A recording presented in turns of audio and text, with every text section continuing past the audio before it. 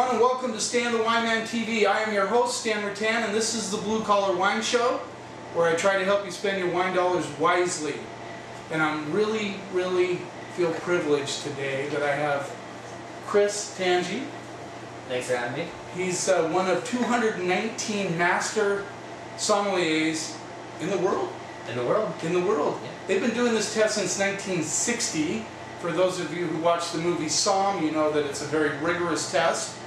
And how many times did you have to take it before you finally got through? Twice. And the second time, what was the last piece of the puzzle that you had to... The tasting. I passed the theory and the service on the first go, and tasting eluded me. But I was actually quite grateful because theory was the tough one, but tasting was the toughest for me, and because I had to take it again and focus a whole another year just to tasting, I became a much better taster, and I was glad that's how it played out. So yeah. Now, he was one of my instructors. I took the first level of sommelier down in Portland, and you were there with 3 other masters, and it was a fun time, and I'm going to go on to certified. I'm just a little nervous because I don't work in a restaurant. I have to serve champagne. So it's all about grace. You'll be all right. Well, you see, just ask. I'm not going to be okay. I'm a nose guard in football. We knew Stan was certifiable a long time ago.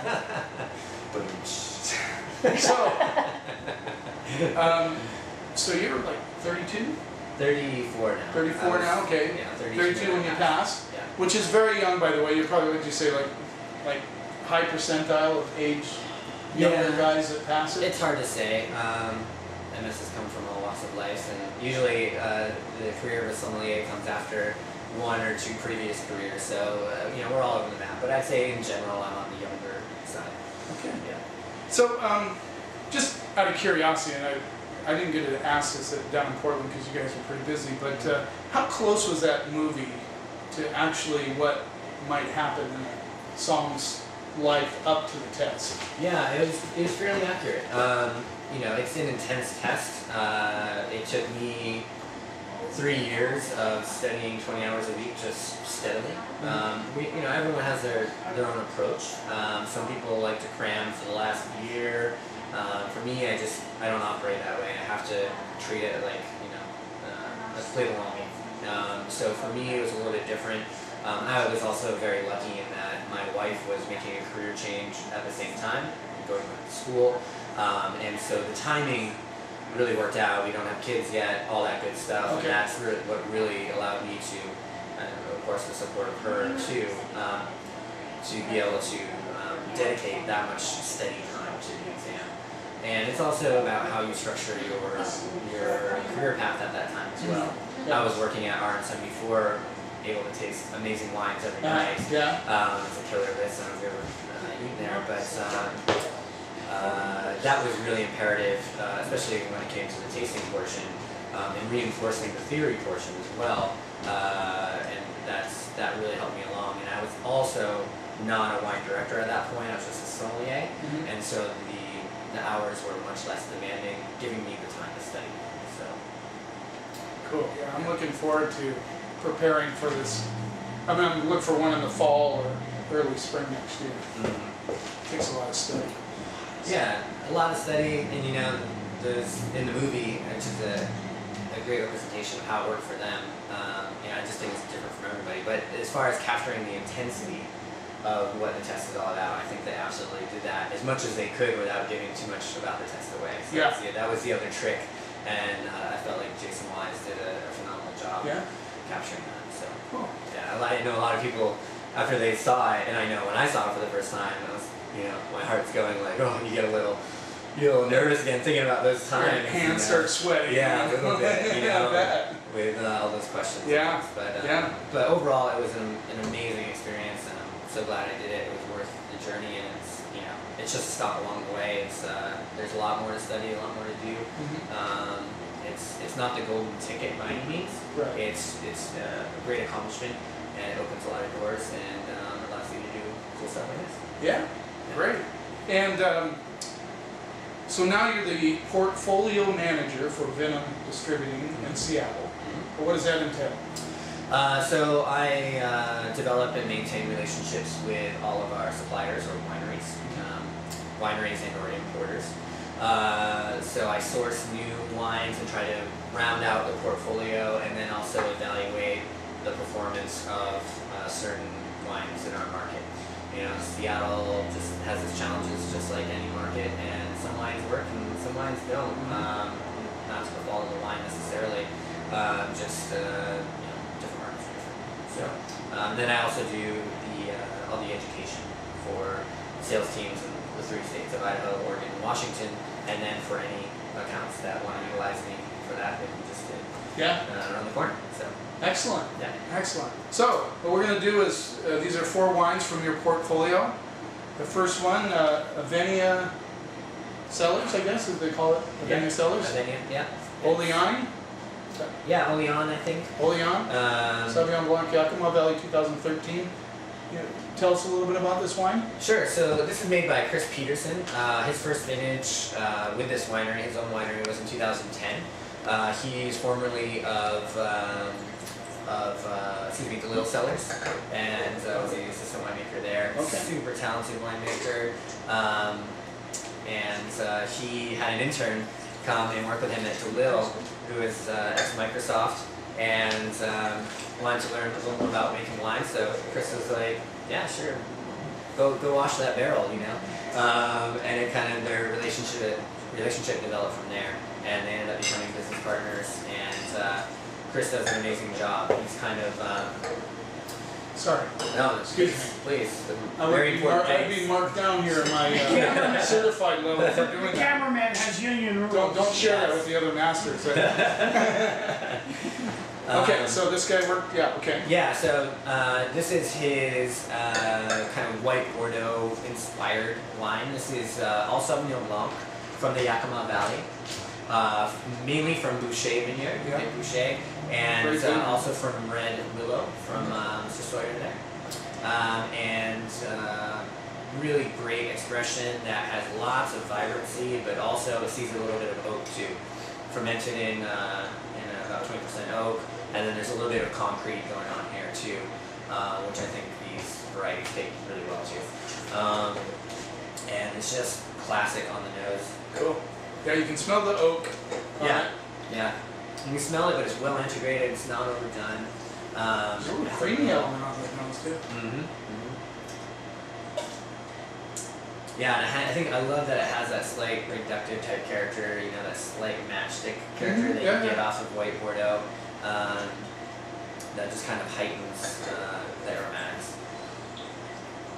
A little bit of herbal component coming through too. Yeah, I forgot to bring. I was gonna bring a bottle of bourbon so he could take a shot. It's got a little bit of a head cold. I thought that might help a little bit. Yeah, a little bit. I'm having a hard time smelling today, but We're not gonna. This is the only time I'm gonna have a hands up on the master. Just briefly. get it in when you can. But I've had this wine a lot, so I can recall, what it's all about. Really, it's just about that vibrancy, the density, but it's also at the same time vibrancy, which is what I love. It really, Nice dry finish. balances those two things The out. herbs really, come really through well. big time on the finish. And it has that slight celery soda texture, a little bit richer texture, but at the same time that herbaceous. Celery soda. You ever I had like celery that. soda? I've never had celery soda. I'm gonna have to. Oh yeah, there's a Where do you great get it one. at? There's a great one being made in Seattle by a local bartender named Anna Wallace. What And, bar? good stuff. She consults at a lot of different bars. She works at Single Shot on Capitol Hill. She Okay. works at some Big Shadow Meats sometimes. She is dating Russ Brain Shadow and a couple other spots. She does a lot of work with Linda's restaurants. I like that celery soda. Yeah.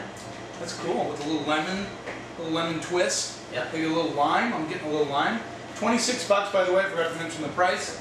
So it's not cheap, but it's pretty good. I mean, this will age. This will age easily. Oh, easily, yeah. All that acid is really gonna. Yeah, acid, fruit, tan. I mean, it's got the wood. So yeah, that's delicious. Wine. And $26, yeah, a little bit pricier, but you have to consider the fruit sourcing here. Boucher, huh? Boucher, top fruit. Red willow is good, gives it the acid. Absolutely, yeah, that little bit cooler site. So, you know, and then the fair amount of New York and just the skill that's going into this, into this wine. It's pretty impressive. They're mainly a red wine house. They have a few Rhone and Bordeaux varieties.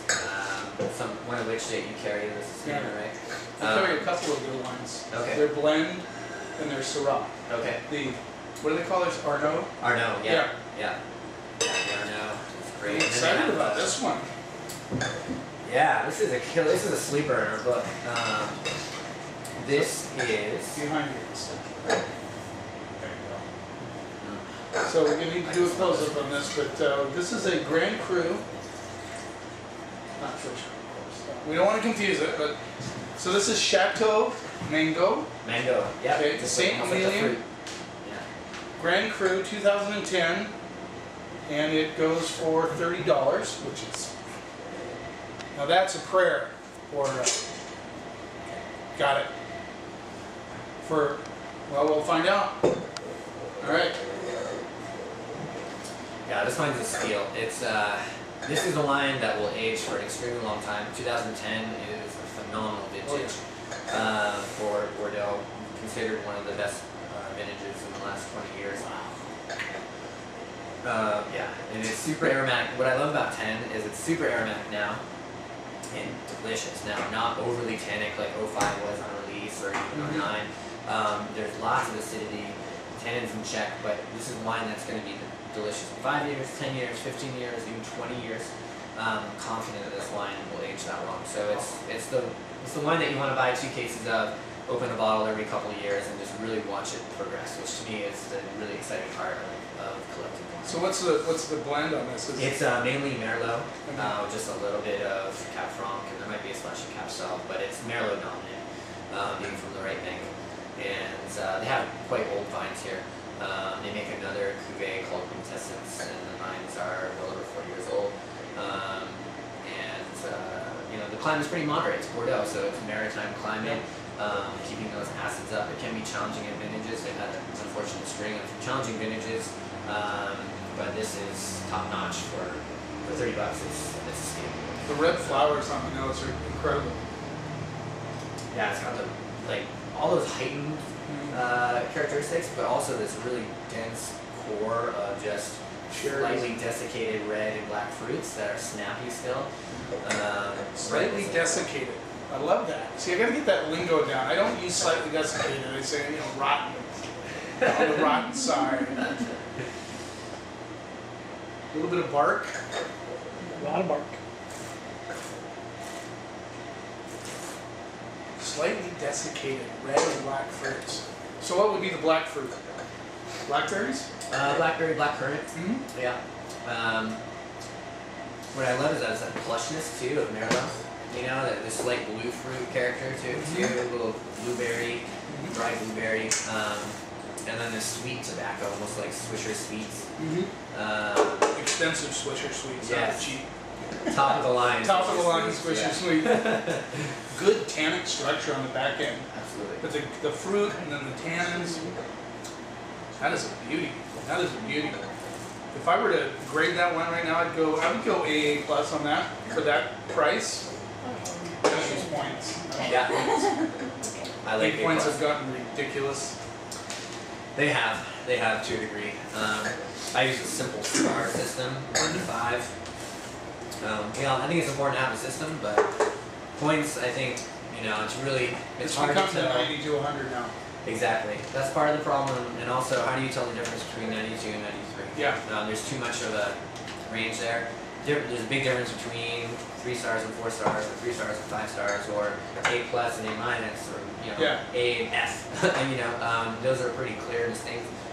I don't really feel like the Well, and I like increments the of system, right? one of the reasons I use a grading system too is, and this is kind of a twisted thought, but I got an A in class one time because the teacher liked me. I didn't do A work. I mean, I didn't. Mike's running the camera. Mike's Cafe. He's letting us use the bar. Thank you very much. Thank you, Shout out. Stan. He's doing pretty good here, by the way, even though he doesn't really serve real food. Just kidding. That A was in first grade and you were learning the first letter of the alphabet, Stan? Is that the A you got? Anyway, I think it emphasizes a subjective nature of wine. Yeah. You know, because an A wine to me could be a C wine to somebody else. So hopefully not that big of a discrepancy, but Yeah, but there always will be a discrepancy Yeah. because we're all built differently, or we've had different experiences in our life, and our preferences are different, and that's the beauty of wine too. I mean, that's why some people, whatever, hate Sauvignon Blanc, and why some people love Sauvignon Blanc. that's an A plus wine. Yeah, top quality for sure. A lot of tobacco in the finish. That's a beauty. I mean, for $30, that's just stupid. I just bought a case. You did? Yes, I did. I'll sell it for cheaper than you will. Yes, Okay. it will. So we're gonna move on. I've never heard of Bedrock Wine Company. Old Vine Zinfandel, 2013. So California, basically. Yeah. So they source it. Yeah. So this is Morgan Twain Peterson. Hey cameraman, can you give me a close up before you come get your wine? I haven't even poured ours yet. You gotta watch Mike. You gotta watch Mike. Well, that last comment kind of shook me, Stan. These guys are priorities for a little wine. There's spice on that. I'll move it. You're Yeah. good? Good. Yeah. So this Zinfandel rolls in at $30. And Tell us a little bit about Bedrock. yeah, this is new for us. We're really excited to have them in the portfolio. The winemaker is Morgan Twain Peterson, and the site they're pulling from is owned by his family for a lot of the wines. It's called the Bedrock Vineyard. Okay. And these vines are over 120 years old. 120 years old. Yeah, yeah. It must be pretty tiny and gnarly. Yeah, they're super gnarly. I'm actually headed there this weekend, so I'm really excited to see the site. And he is a really interesting guy. He's a master of wine, almost a master of wine. He's passed his test and he just needs to write his dissertation. Really talented guy, he's made wine all over the place, and now has kind of come back home and is championing these old vines of California, which, you know, a lot of people have certain views of California being really oaky Chardonnay and Cabernet, etc. But there's a lot of these old vines of various varieties: Zinfandel, Carignan, Mourvedre, old Chenin Blanc, old varieties like Flame You Tokai. have some Grenache there too. That's pretty. Yeah, Yeah. super old Grenache as well, and a lot of them are on original rootstock, which is quite impressive in that they're not affected by phylloxera because a lot of these are growing in sand. Right. But what that does is allows the vines to grow to these old ages. When you have grafted vines, there's a limit to how big the vine can get because of that scar from grafting, right? So generally, they live anywhere from 40 to 60, maybe 70. Beyond that, it gets pretty tough. They kind of choke themselves out for the most part, with some exceptions, of course. But when they're on their own roots, they just get gnarlier and bigger and thicker, and they naturally produce less. And because they've learned over the years from being pruned, but also just they've learned to just put more energy into those fruits, right? Yeah. And so the resulting wines are so flavorful. The fruit's so flavorful, the resulting wines are so flavorful. And a lot of people have this thing about Zinfandel, like, oh, it's you know, sweet, it's super alcoholic, it's you know, overripe. But the people that are picking earlier from these old vines are producing less and more phenomenally ripe, more flavorful grapes. These wines can be stunning, and this is one of my favorite producers. One of the things I learned, I went down to you guys did a tasting event down at the Met. It was you and Chris. Thomas Price. Thomas Price, that's it. You're Chris. Thomas. Is how much acid a Zinfandel can have. And that's one of the things that when we were doing these blind Zinfandel things, you can overlook that when you're tasting blind. The same way this is really acid, it can't be a Zin. It's also tricky with Zin because you can have lower acid versions, and that's when there's a heavy selection going on. So Zinfandel naturally ripens unevenly, so in the same bunch, you can have really ripe berries, and you can have less ripe berries, and you can have dreamy berries. And so depending how meticulous you are separating all that fruit, you can get some less ripe fruit in there, higher acid fruit, I should say, and it'll bump up the acid of the overall wine. If you're being very selective and only getting those ripe varieties, then you can produce it then that's a little bit lower. So it's a little tricky, but I like that acid kick. You know, This has nice freshness on it. Raspberries all day on the nose. I mean, it's like almost like raspberry juice to me. yeah, it's really, there's almost a liqueur type character, but it's not overdone. It's not confected and unbalanced. It's dense and powerful, but it's not. It's fresh. There's black licorice. There's raspberries. There's tannins. I mean, it grips you on the back end. It has the tannins, but not the astringency. Yeah. Very soft. No, it's excellent zin. I mean, you know, this is one of those zins where, you know, if you're in the mood for a zin, but you don't want one of those big goopy styles like you're talking about. Yeah. They're out there. There's a lot of them out there. This is perfect. So they just use California. They don't put an appellation other than California on this, or is Bedrock the vineyard? Why don't they? Yeah, well, Bedrock's the winery, Okay. and then they also have the vineyard. I think this is a blend of different vineyards is what's going on here. The next one is. Where are they located at? Is it They're in Sonoma. Sonoma? Yeah, I was going to say it's.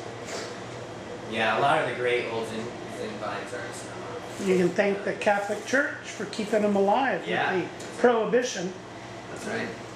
And what I love about this too is when you swallow and exhale, there's no burn. Yeah, right? no, not at all. It's It's well balanced. Yeah. It's really good. Good stuff. So those vines are, I think they average 80 years old or so between all the sourcing that they have for that wine. And then this next wine is coming from the Bedrock vineyard.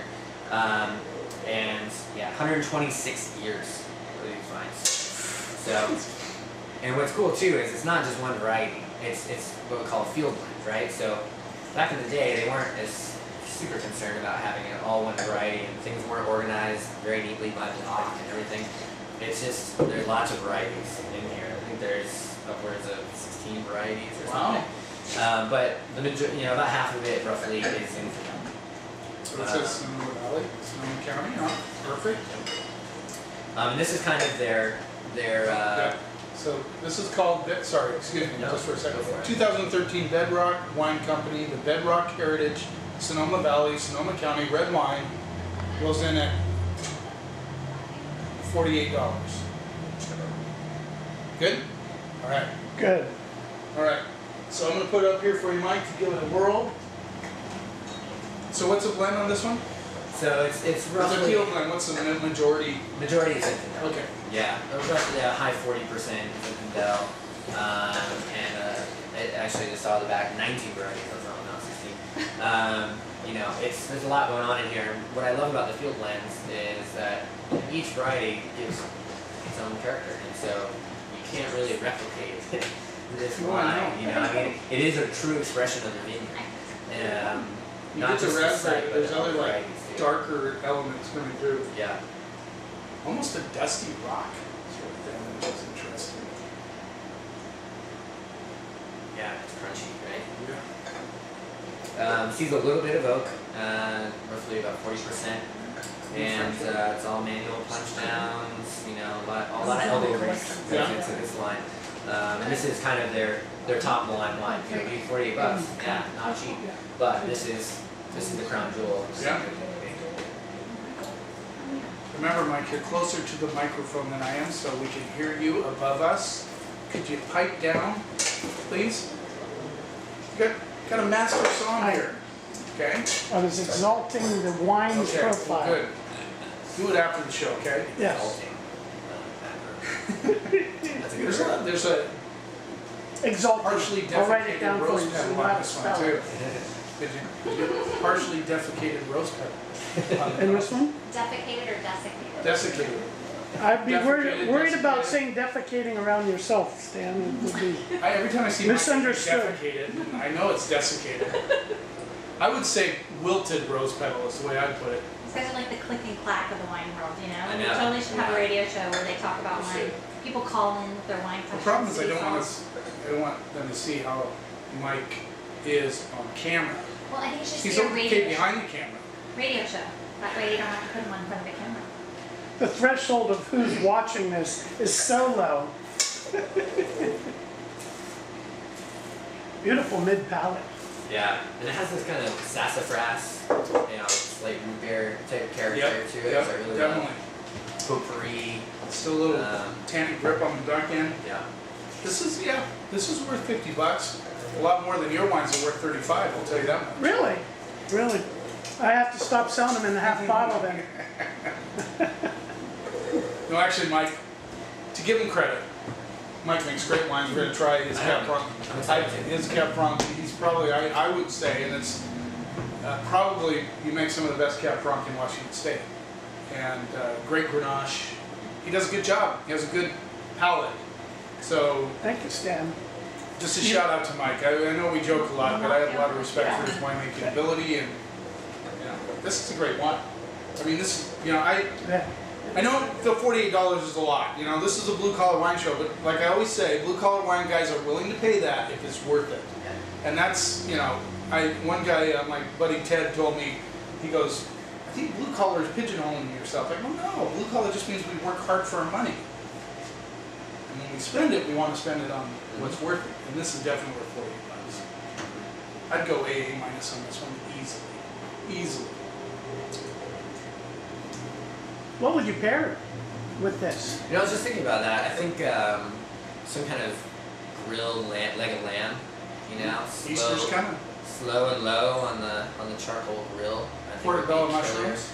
Nice. A grilled set of mushrooms. Yeah. Vegetarians always want to know what to pair, but Yeah. a portobello with this wine Spicy would be zucchini. phenomenal. Yeah, I forgot who I was talking to. Sorry to bring up. That's all right. He's a pretty good sport about it.